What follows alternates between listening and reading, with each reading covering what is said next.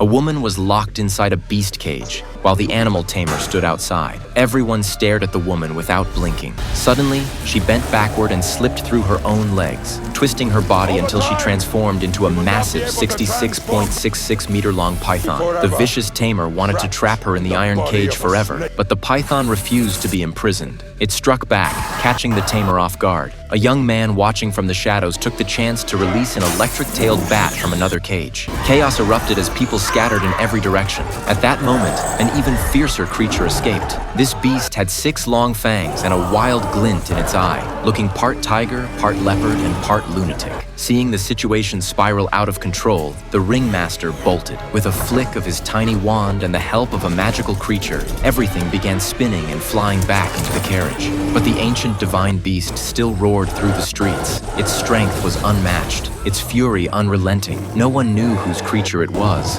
except for Newt, who calmly opened his suitcase and stood in front of the raging monster. As the beast opened its giant jaws, Newt pulled out a feathered bell. In an instant, the terrifying beast transformed into a wide-eyed, adorable giant cat, fixated on the jungle in front of it. Newt shook the feather left and right, leading the beast toward the suitcase. At the perfect moment, he let go, and the beast dove straight in. It turned out the suitcase was magical, but it didn't end there. To bond with the beast, Newt climbed into the suitcase himself. He didn't move recklessly. Instead, he played dead to appear non-threatening, because he knew this was a Chinese divine creature called Zuwu, recorded in the ancient text, Classic of Mountains and Seas. He understood its temper and nature, and carefully removed the magical chains that had bound it for 1,000 years. This act of kindness deeply moved the Zuwu. Why was Newt so capable? Because his mentor was none other than Dumbledore, the legendary headmaster of Hogwarts, the same one who taught Harry Potter.